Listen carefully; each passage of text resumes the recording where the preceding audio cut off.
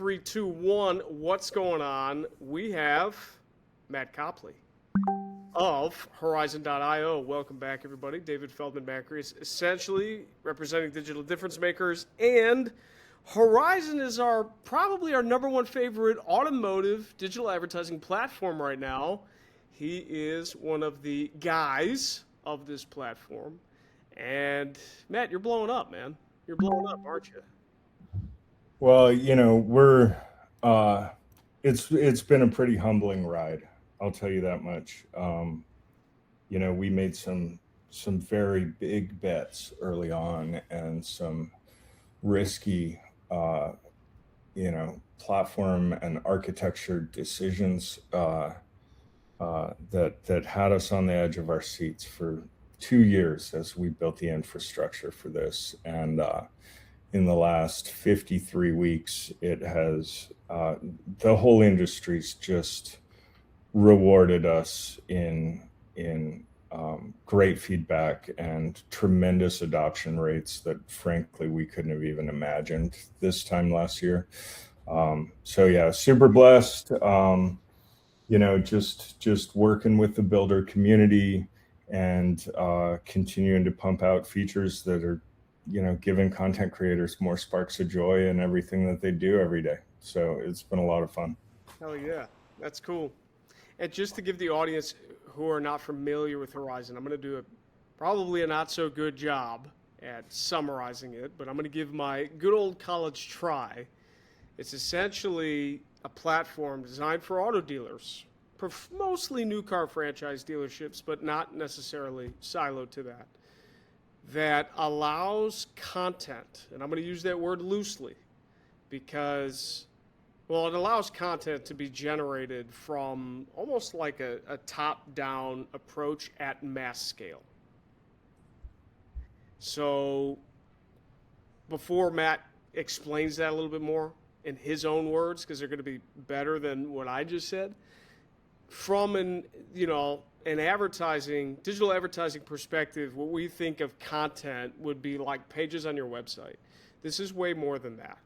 This is an architecture that allows you to take a couple of key pieces of information and spread it in your own brand voice, in your store's brand voice, right? Your store since 1950 that has all these value adds and serves these locations.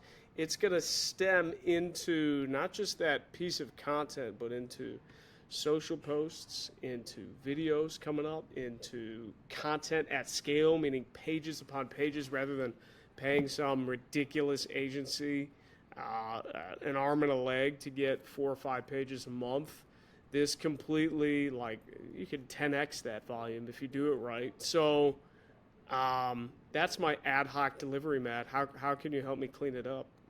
Yeah, so we've been sharpening that sword a little bit over the last few years. So I'll start with saying that there's a bit of suspension of disbelief in automotive about what we've brought to market. Largely that's because dealers are so used to tech companies in the automotive space coming to them with, oh, look at our amazing dashboards and this and that and the other, and our shiny widgets. And oh, by the way, it's $2,500 setup fee and a year contract and 30-day implementation, and you pay our team to do all this stuff for you.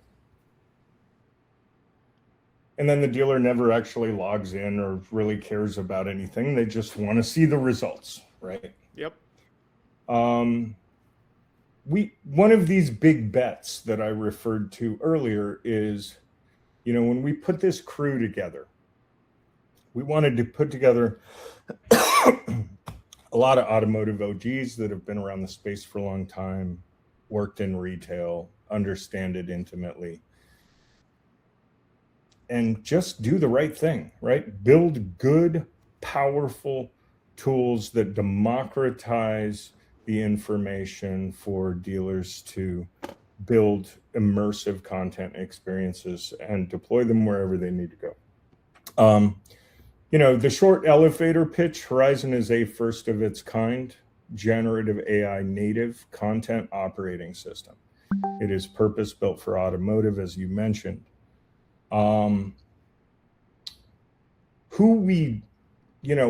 target market is really agencies handling content operations at scale for, smaller or wider swaths of clients that are really looking to build better than the OEM program required minimum content, check a box, and deliver better performing content experiences, more of them at scale across accounts, and relieving their people of a lot of the painful grind around that content creation, and putting them more into joyful workflows that automate a lot of the painful pieces of creating good content. What's actually happened in a lot of that is, the sort of other half of our target market has really emerged as dealer groups with, in-house marketing teams that are hands in the soil with content creation, social media management, et cetera. And then even smaller stores that are, just an internet director that really knows their stuff and wants the power in their own hands to win the speed to market game and take advantage of opportunities that their competitors aren't nimble enough to act on. And, we tried to make Horizon easy in that context, for a dealer to set up a store in under a minute and implement a store in, a half hour to 45 minutes and be creating elite level SEO content, social content, copywriting content, ad copy, scripting, BDC scripts, really anything copywriting related, Horizon supports. And so dealers, we even give it away in a light version for free to every dealer in the country. Nice. I did not know that. That's cool. Yeah. So any dealer in the country can use light version for free forever. It'll probably give you enough content creation juice to recreate the 2 to 3 blog posts and the one model landing page you're used to paying a lot of money for. But our whole thesis was, in the offering of a light freemium version, that if dealers weren't upgrading to a paid subscription, then we hadn't done our job with respect to delivering sparks of joy in the user experience that left the user wanting more. And so far, it's been incredibly rewarding in the context that year to date, we upgrade free to paid at about a 92% clip. I was just going to ask, what's the conversion rate there? And that's staggering. Yeah, it is a bit staggering. We also, my primary co-founder and myself, we both had our own decade in retail, and it was always very frustrating because, the whole vendor circus comes in with the, oh my God, we got the most amazing thing. It's going to change your life, your relationships, your lottery winnings, Like 9 people that walk in all, like at the same time and don't really know what's going on. It's like, okay, great. Like, okay, it's $3,000 a month. Let me try it for free, and if it works, I'll pay you whatever your rate is, right? Yeah. And so we tried to bring that to market in reality where, now you can try any paid plan of Horizon free for 2 weeks. Nice.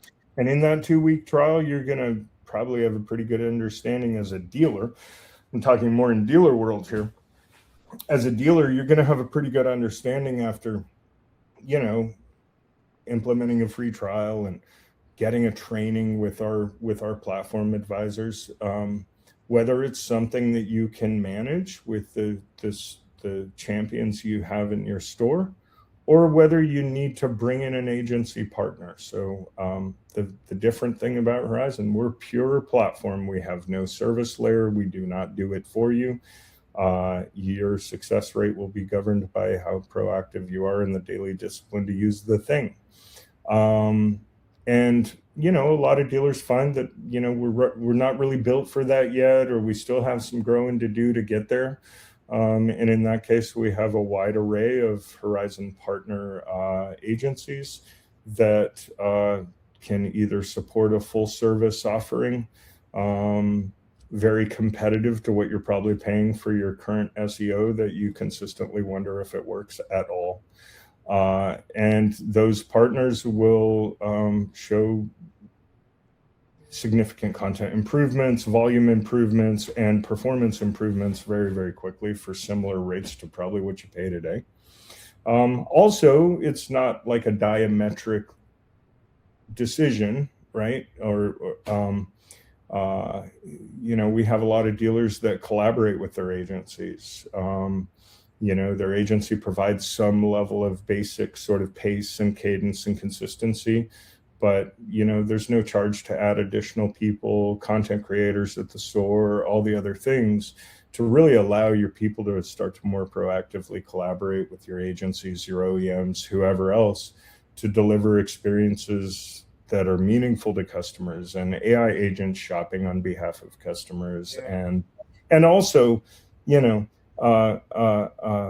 just powerful for that collaborative environment, because no matter how good your agency is, no matter how well they can produce content, it's hard for the agency to come out to the store and shoot the video of the master tech, put in the catless downpipe conversion in a high performance car and revving the engine, right? Like, that's a big production exercise for the agency to get there. But when you start to enable those stakeholders at the store to collaborate with the agency, it unlocks a whole new level of social media performance and sort of culture and brand definition that can really catapult the store into a whole new level of gravitational visibility in a market. So we're very excited about and blessed and humbled to all of the builder community for their feedback in the context that it's really driven the product that we see today. That's cool, man. I mean, there's so much to unpack of what you just said. I'll probably have to rewatch this video to go by piece to unpack it. But the one thing, have Gemini pull you some bullets. Yeah, have Gemini pull you some bullets. The one thing is the collaboration. I've been, we're rebranding too, and I don't even like the term agency, because I feel as though it has this typecast behind it of outlandish fees, poor performance, mediocre results. So, slow production cycles. Yeah. Frustration. One of our main things that we're going to have on the rebranded site is we do things that agencies do, but we're not an agency. That's. I just want to make it simple. Here it is. Yeah. The unagency. The unagency, whatever you want to call it. Yeah. It's just that traditional model doesn't necessarily mean to what's needed in the market today. And that's why I like Horizon, because Horizon also took the traditional model of content production and totally turned it on its head. It's great. I come from a full service background agency, and then we niched down to paid search, and now we're kind of expanding back into everything. It's funny how that works. But what Horizon does, will take okay, you got that employee pricing, because that's what's going on right now for Ford, and that's what I can think of. You have employee pricing, and you have a plus $5,000 bonus cash offer on these select models. You need that deployed in banners, content, a landing page, a reserve page, a social post, a paid social ad, a paid social video. Go ahead and do that. Well, before, you'd have to do each piece by hand. The production is slow, whatever. Horizon allows you to do things like that with essentially snap of fingers. So maybe you can give more to that too, Matt. So contextualize it. Yeah, so for us, we've always sort of operated with this core belief that continues to be validated by Google and paid off in spades to our user community, which is the industry deserves better than headcount replacement as a ROI for AI. Most of your low-hanging fruit sort of companies, early advantage grabbers in the AI space are all about like, hey, we're going to replace your employee workflow with this robot that's going to do all the things. It's never going to call in sick, go on a maternity leave, etc. And the net result is you're going to pick up a lot of lost opportunities, and you're going to be able to eliminate $150,000 in headcount. The problem with AI in general is like it is the great amplifier. It amplifies everything it touches, good, bad, indifferent. Dealers often don't understand that this narrative is going on in every other industry than automotive right now. There are these early stage companies looking to replace people with AI, and that being the core value proposition of the business. And we didn't particularly want to be a contributing factor to the reduction of people, because long term, when every industry is replacing people with robots, increasing to the unemployment rates, et cetera, you see that snowball long term, and then we start to ask ourselves, okay, great, now that we've maximized the profitability in the dealership and eliminated all the headcount, now we're just going to make so much money, but guess what happened to everybody else, and nobody's able to buy the cars, right? Who's going to buy the cars? So for us, the benefit to like our, ethical soapboxing, if you will, is that Google has continued to double down on penalization of AI automation at scale. Yep. And looks more and more and more for human signal, right? So what we see time and again is human plus AI performs exceedingly better than either of the others on their own. Yep. And that's sort of the platform environment that we've built, is this ability for teams to learn, collaborate with AI, 10x their ability to project all of the things that make them great as a human across the business and the marketing visibility and the agency relationship, or vice versa. And in a world where we're sort of rug pulling all of the task-based repetitive stuff that they used to be tasked with doing, we've replaced the receptionist with a robot to answer the phones. Great. Well, what's the receptionist going to do now? Yeah. Right. Yep. Are we giving her a hall pass, or are we training her to do something new that has exponentially more impact to the store? Before you get on to the reception, I just want to make one cool thing, because you made a statement here, and the idea of, it's almost like cutting your way to a profit. I haven't seen any business do it successfully, to cut your way to a profit. If you think about it too, a business makes X amount of dollars, right?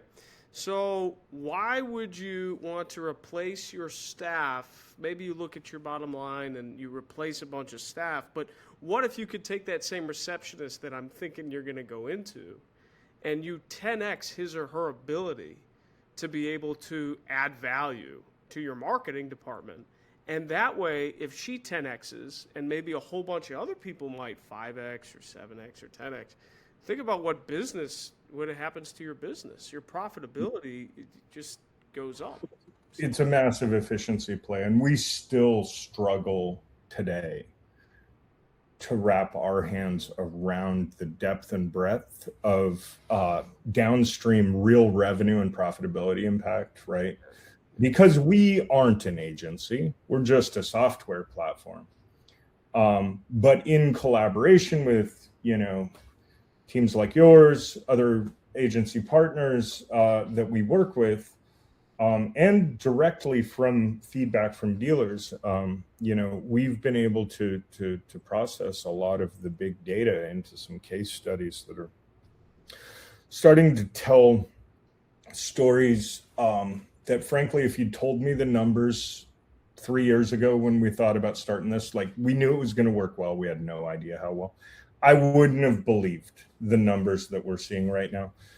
We made some assumptions about potential impact to paid media efficiency. We made some assumptions about content performance. If we just did what Google wants to see, just formatted the way LLMs extract data, that yes, this was going to perform well. Now we have a preponderance of data that shows very clear roadmaps to repeatable success, regardless of the store, the market, et cetera.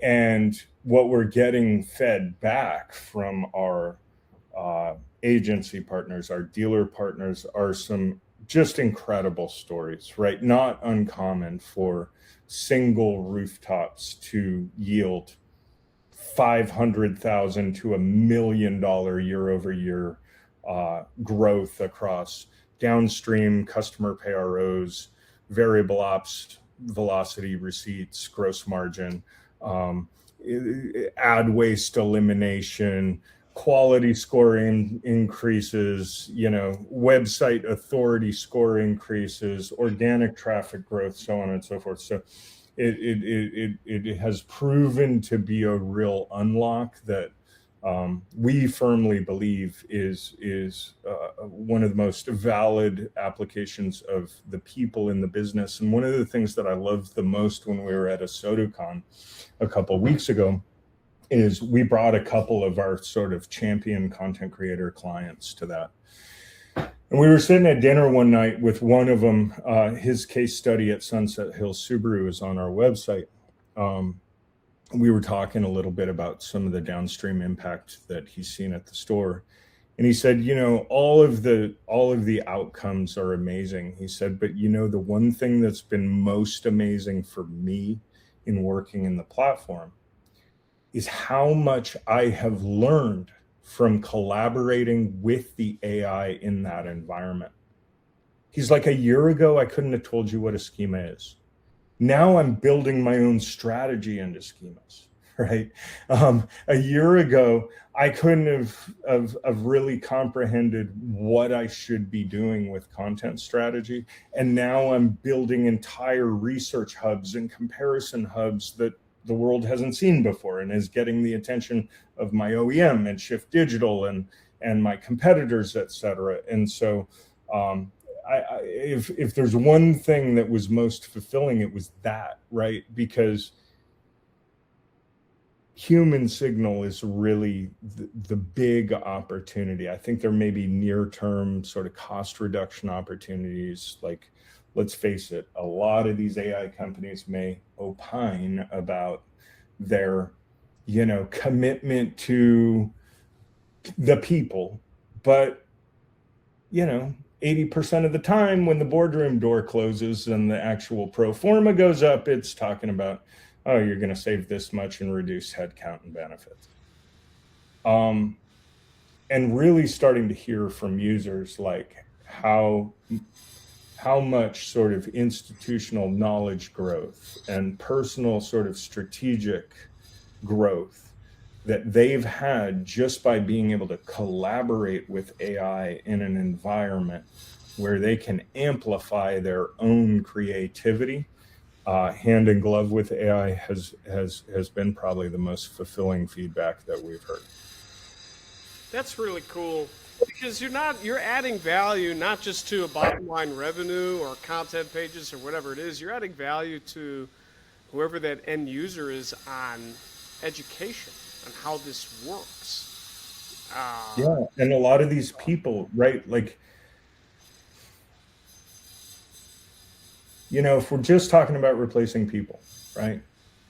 What's often lost in that narrative is the institutional knowledge, all of the nuance of all the conversations that they've ever had, that they potentially have never had a vehicle to amplify into the business. And if we eliminate that institutional knowledge, and if we eliminate the opportunity for that institutional knowledge to grow, evolve, and amplify, right? What happens when the AI breaks? What happens when something goes wrong and all of a sudden the human capital isn't there, right? It's been fulfilling in the context that not only are we, helping dealers be more efficient, but we're also like there's this undercurrent of actual human knowledge and expertise growth that's going along with sort of those daily disciplines of collaborating with AI to achieve the things that can benefit the store. That might play into one of my questions, which is, what's the biggest obstacle? Maybe not for Horizon, but maybe the industry that you see, even with a tool like Horizon. What do you view as the biggest obstacle? And from your conversations, from your convention speaks, everything, what do you think?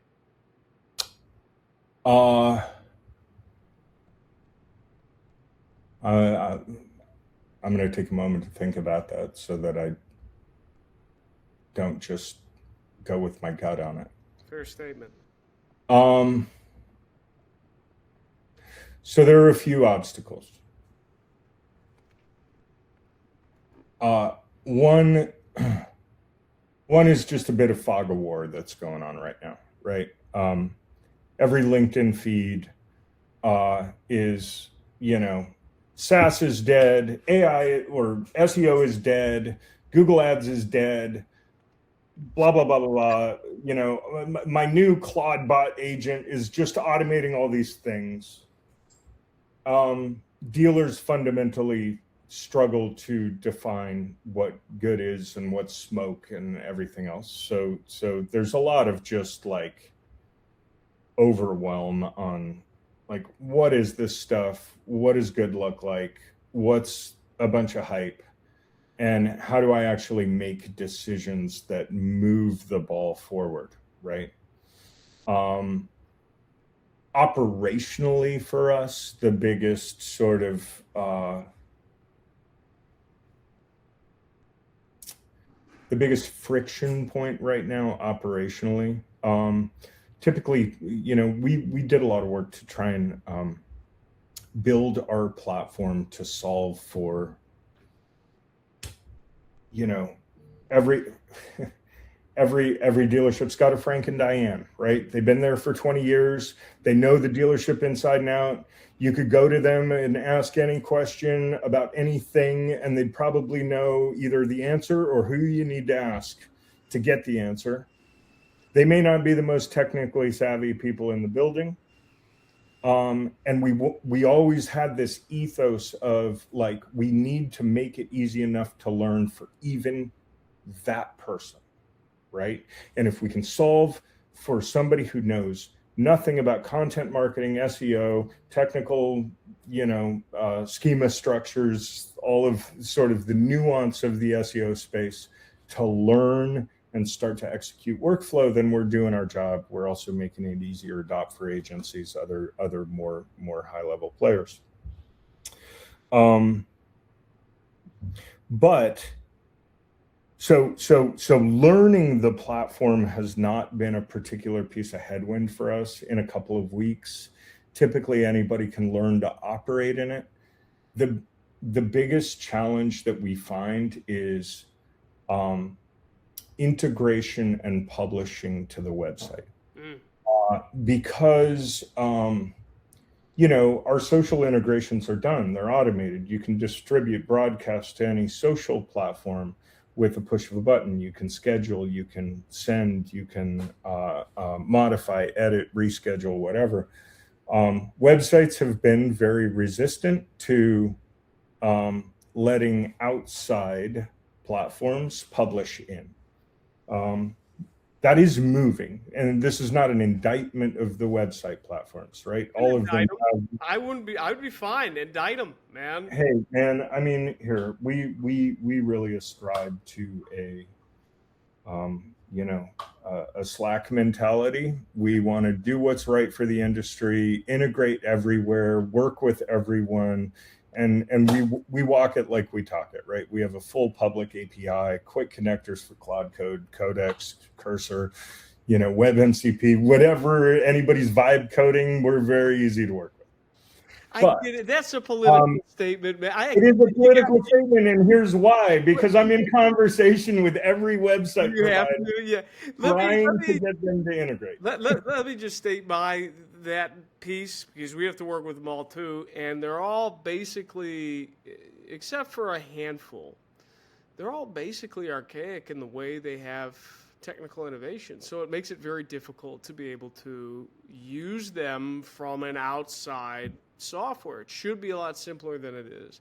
And I want to say that because, it's just tough. Yeah, it's the case. And I mean, a lot of this just comes from sort of the nature of software development operations as they were 4 years ago, up until 4 years ago, right? And a lot of companies that were created pre-AI native companies are still very much operating like agile development roadmaps and, we want to put together a new feature. Let's put together a wireframe. Let's send the wireframe off to the design team. Let's have the design team put together a wireframe, send it off to the dev team overseas. Dev team overseas fundamentally misunderstood everything we're trying to do. Send back a prototype that is nothing like what we wanted. Send it back, send it back, send it back, send it back. And part of the challenge with that, right, is when you're a company of, 2, 3, 5, 7,000 clients. Yes. And I say this from a place of having lived it for many years, right? And in my former agency life, is that you may have a mass amount of dev resources, but once you have thousands of clients, the biggest automotive groups in the country, the OEM relationships, the Shift Digital relationships, there are forces coming at you from every direction with requirements for new features, fixes, changes in reporting, triages, fires, whatever.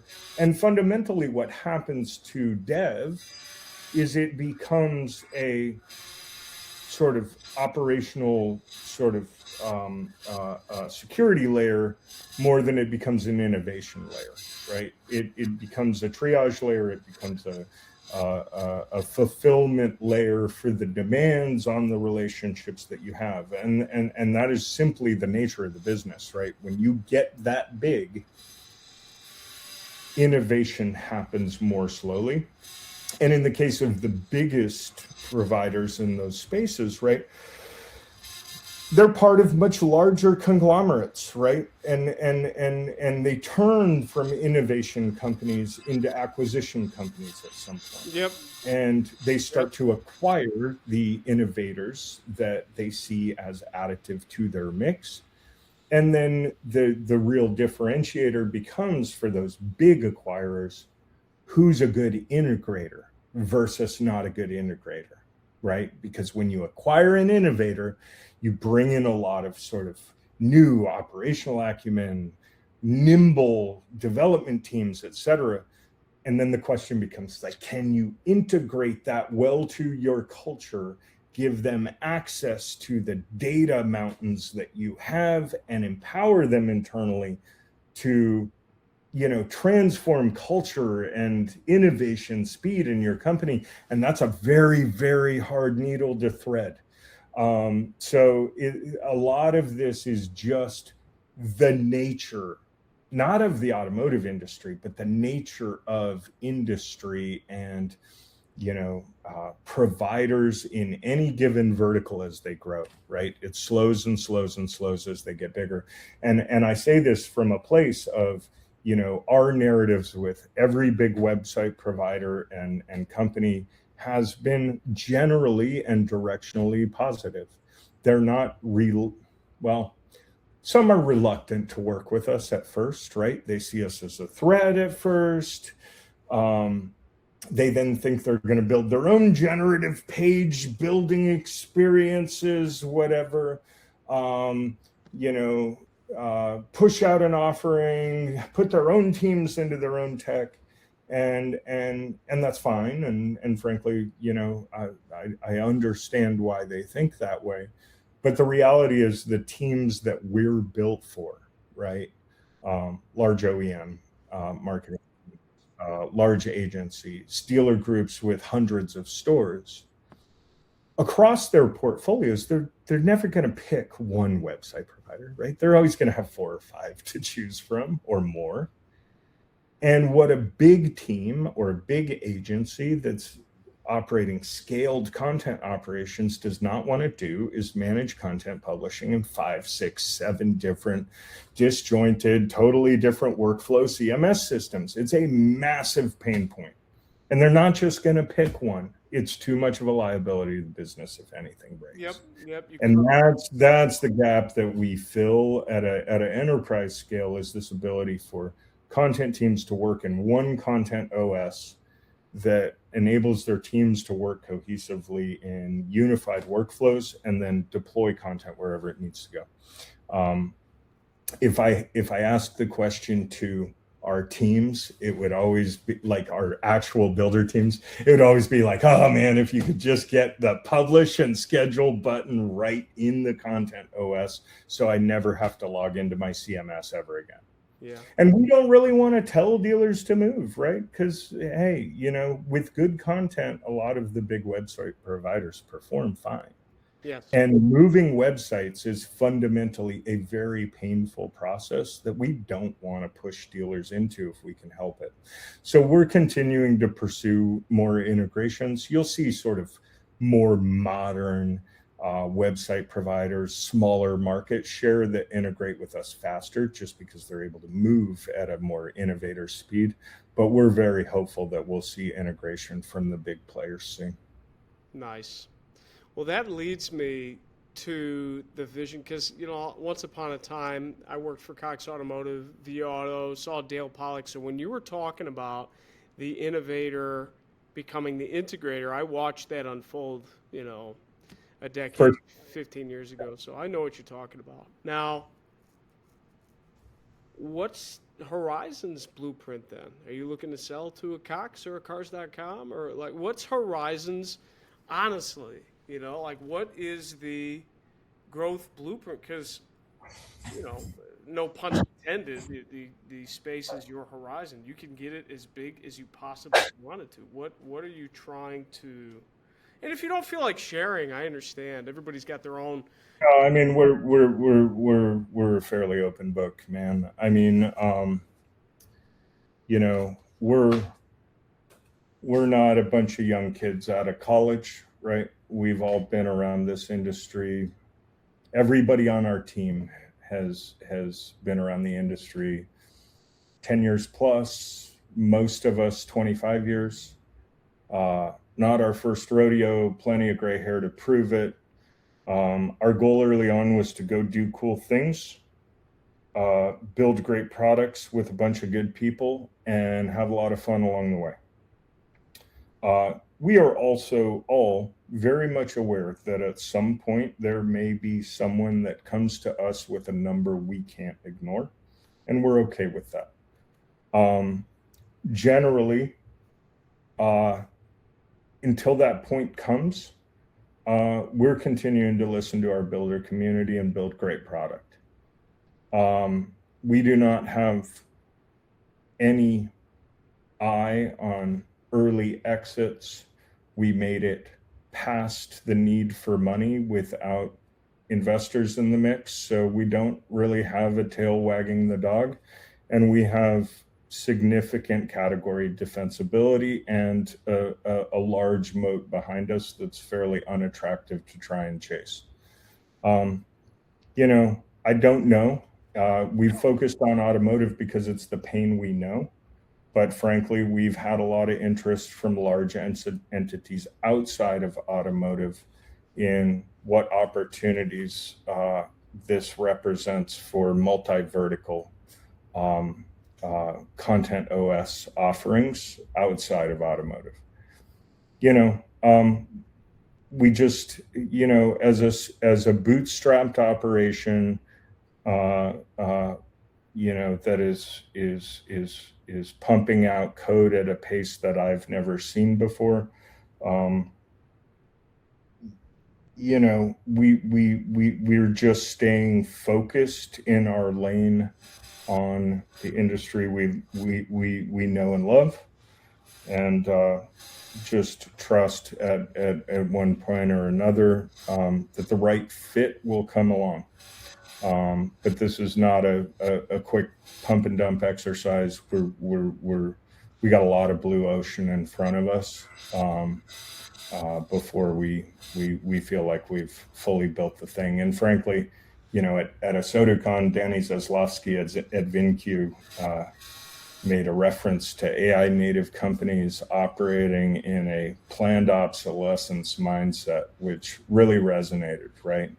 It's like we are constantly sharpening the sword, constantly evolving the product. It's not a static, like, oh, we'll get to here and then we'll just maintain. It's really, innovation is baked into our DNA, and eventually there will probably be the right fit that says, yeah, this is a good fit and a deal's right. And yeah, maybe, I'd be a fool if I sat here and said, no, we're never exiting. Maybe it happens, maybe it doesn't, maybe we grow this thing to the moon. I just don't know, and would be unwise to say otherwise. Right. It's a fair answer. You don't know what you don't know. Exiting too could mean a lot of different things. It's not the typical of, hey, here's a bunch of money, let's take your product. That could mean a lot of different things. I think the most important thing is what's right for, a deal's not a good deal unless it's right for the acquiring party, for us, and for our builder community, right? That's and I think that's sort of the litmus test that we'd apply to any opportunity. Makes sense to me.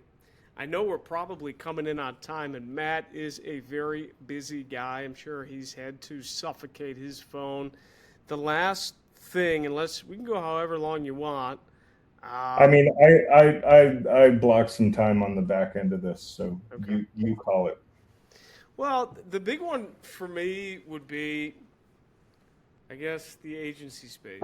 What is the ideal partner for Horizon look like? Because, dare I say, these auto groups, because I've worked with enough of them, these auto groups may believe that they have the team to learn and do it to the utmost ability. I just haven't seen that actualization be true to maybe my expectation.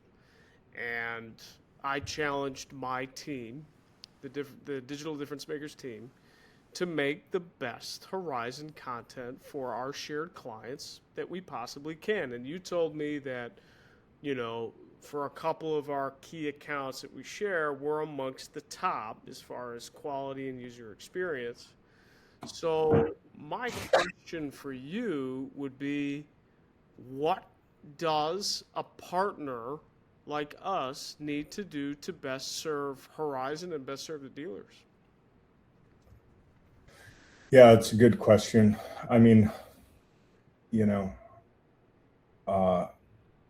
To best serve us, I always feel like we're in service of our partners and our user community more than the other way around.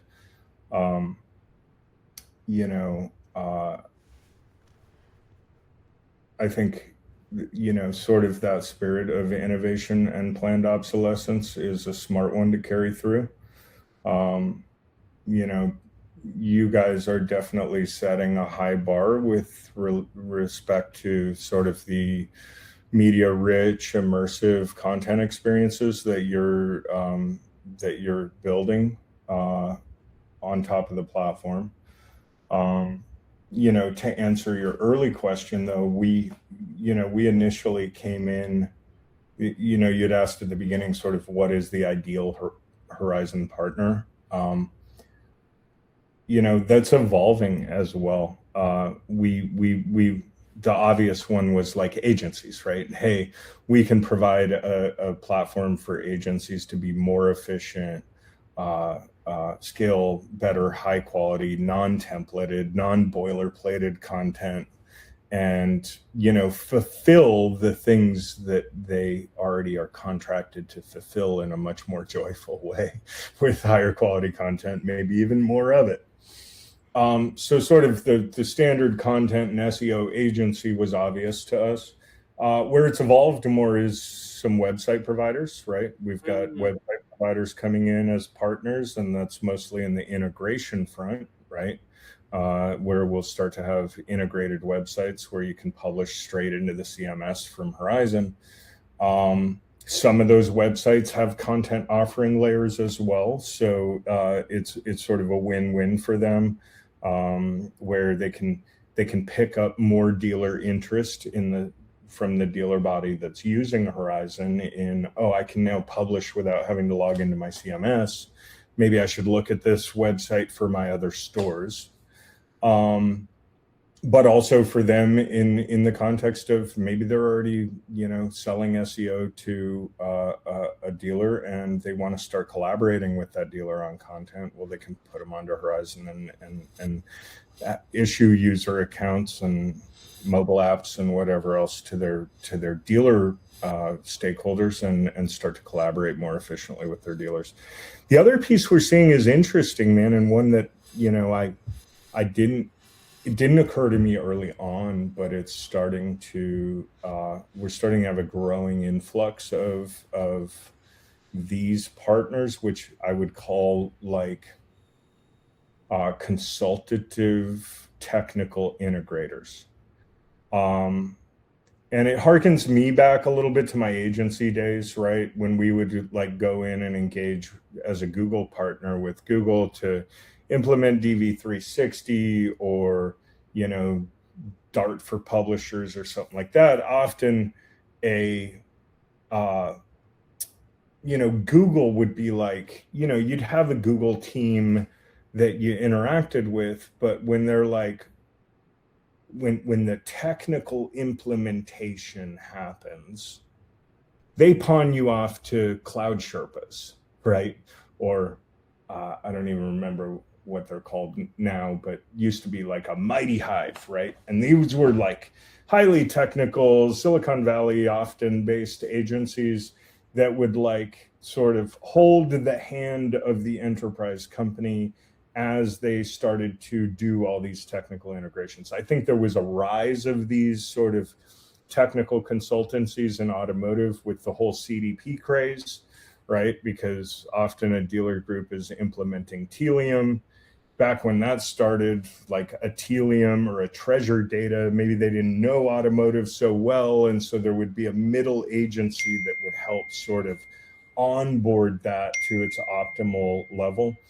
So we are seeing great partners like Brain Trust Partners and some other similar sort of AI and data consultancy type of partners that are coming in to say, okay, not only how do we handle CDP and data cleansing and all of the things, but then how do we hook that up to different AI partners and platforms to ensure that all of these pieces are sort of integrating well, the information's flowing where it needs to flow, has the security layers over the top to protect the liability of the dealership, et cetera. So that's been an emerging one that we didn't initially see in our peripherals, but it's moving into focus pretty quickly as well.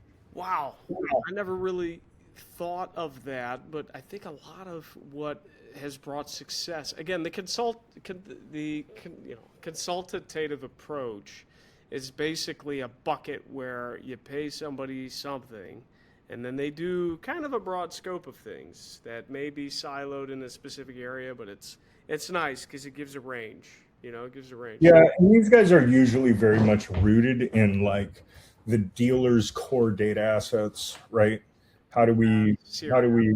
centralize customer data, deal data, DMS data, all the things? The old CRM thing. Cleanse it, augment it, activate it, ensure that we're protecting dealer liability on security, et cetera, et cetera. But then, where are the interconnectivity points, automation opportunities, et cetera, that live across your different, AI partners that you may be weaving into the mix. And we'll see, like, the more and more we talk to sort of like other, tech companies, more like AI native companies, because much like websites, they're much more nimble to move and integrate at the speed that gets them there faster. But, a real common one and a huge sort of field of also rans right now is, your AI phone receptionist tools. And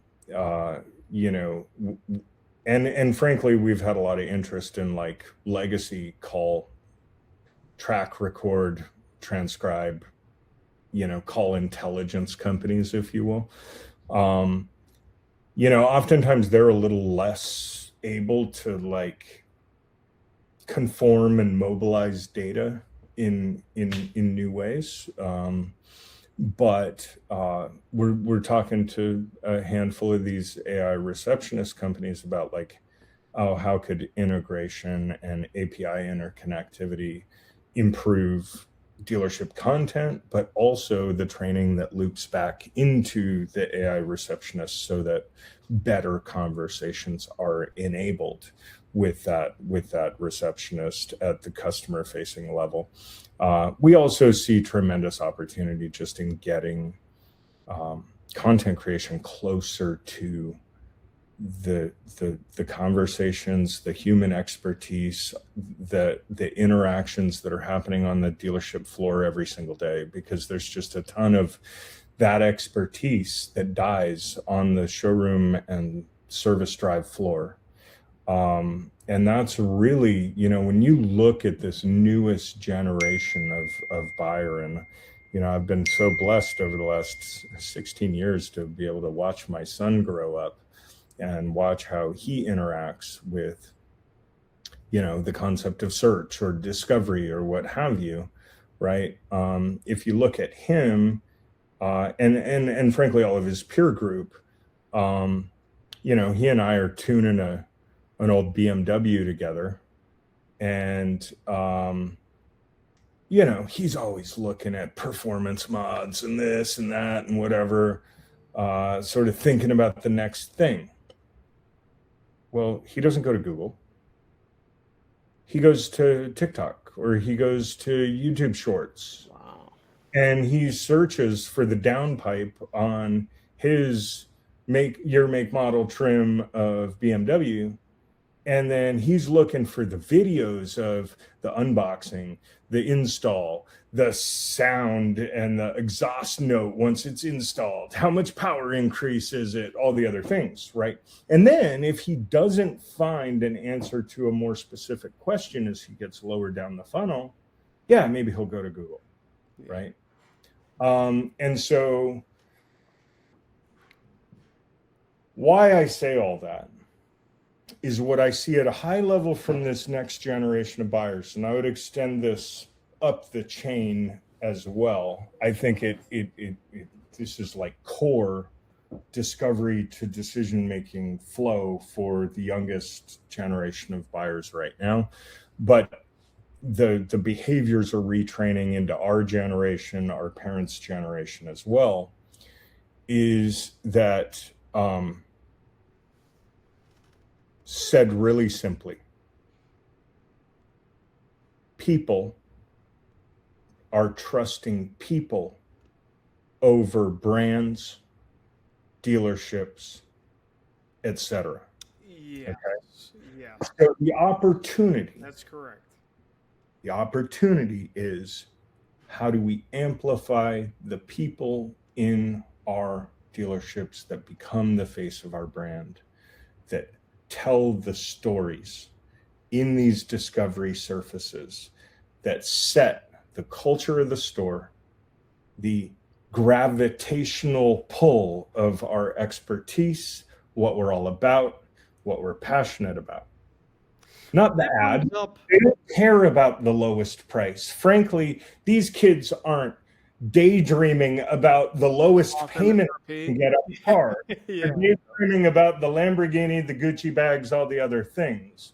What they want to be sold on is the lifestyle, the culture, the expertise, the gearhead side of it. Yeah. Right. Yeah. Or the gearhead in my son's case, but maybe it's the soccer mom with 5 kids.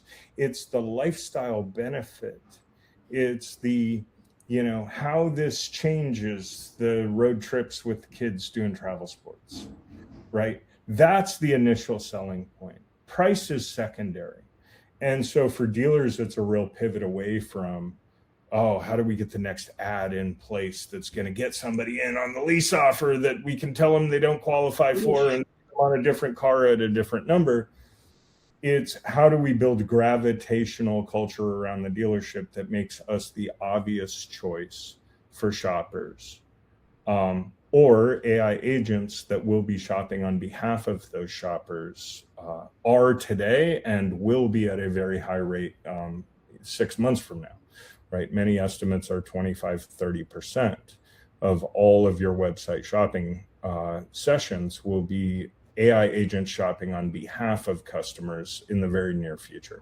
And so a lot of what Horizon's about is just building this content infrastructure across surfaces, whether it's our own website, social channels, et cetera, so that we are the obvious authoritative choice in that market with the answers to the questions customers are asking all across their pre-purchase and purchase journey, their ownership lifecycle journey, their lease return journey, their collision journey, F&I considerations, et cetera. Well, in the example of your son, I was wrenching with my buddy. I like to wrench too. I have an engineering background. I was wrenching with my buddy in an old Mercedes.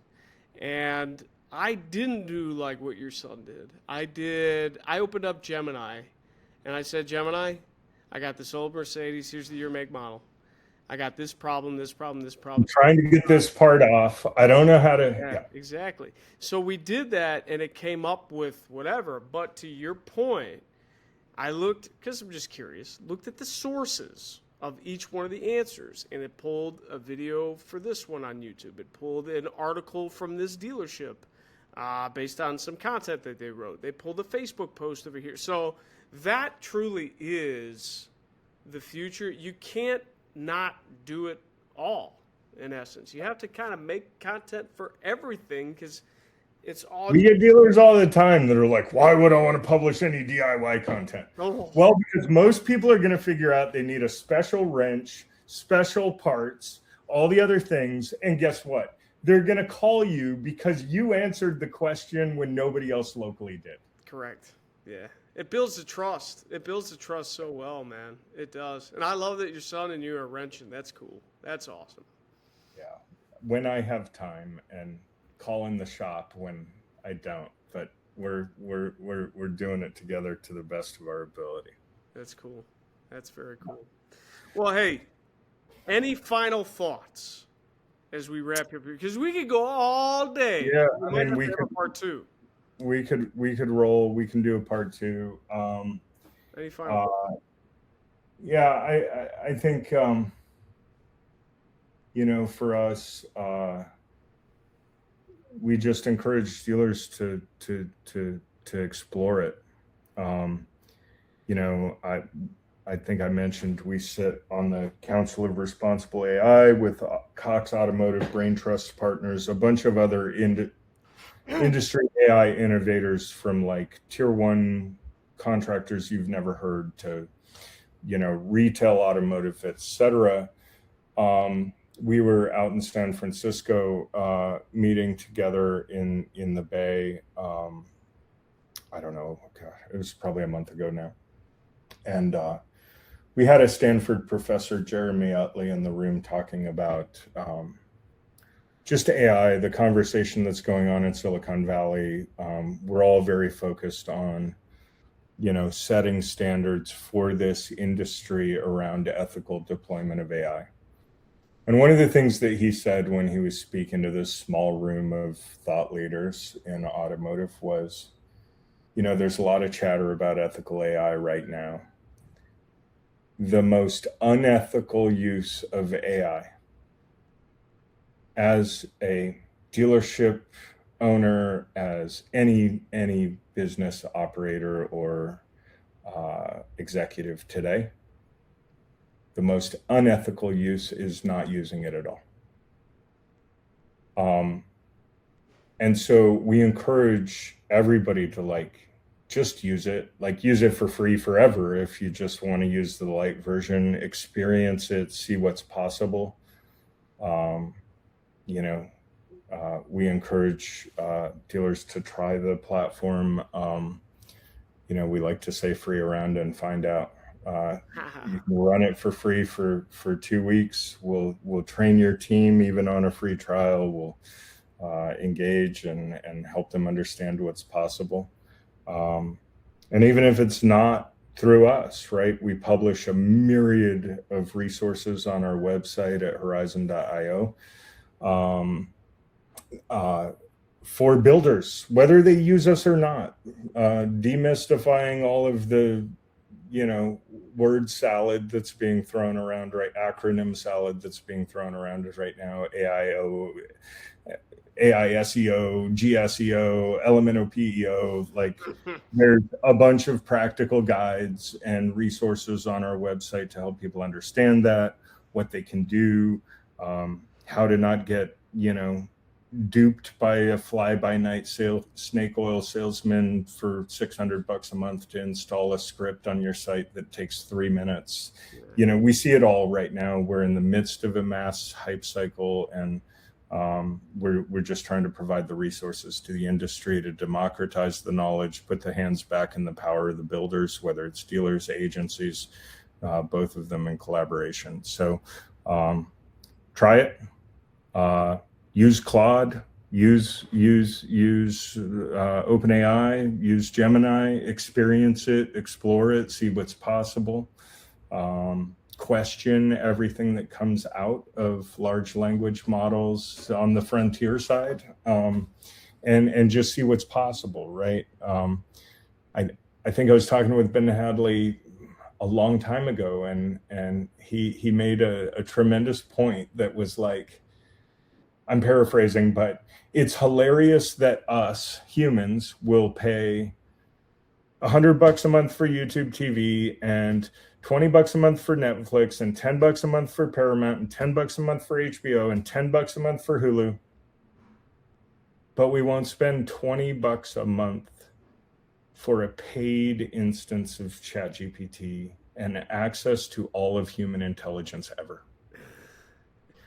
So consumables versus engage, experience it, learn, and hopefully at some point you'll be inclined to free around and find out on Horizon and hopefully experience the sparks of joy that 500-600 other builders in the automotive industry have already discovered. Hell yeah. Consumables versus production, I guess, or people providing. Well, Matt, thank you for taking the time. Matt Copley. Thank you. I appreciate the platform, the opportunity. It's obviously a pleasure working with you and your team. I got 4 more for you. Keep raising the bar. Yeah. We got 4 more. We're going to close it in the next week and a half. So we'll have more. Amazing. Yeah. I mean, here, keep raising the bar. We love showing your work off to other agency partners as well, because you're setting the bar pretty high. We love showing it off to dealers because you're setting the bar high. And my expectation with the quality of content you guys are producing, you're going to have a lot of demand influx as we continue to grow together. So, looking forward to it. All right, Matt Copley, Horizon.io. Appreciate you. Bye-bye.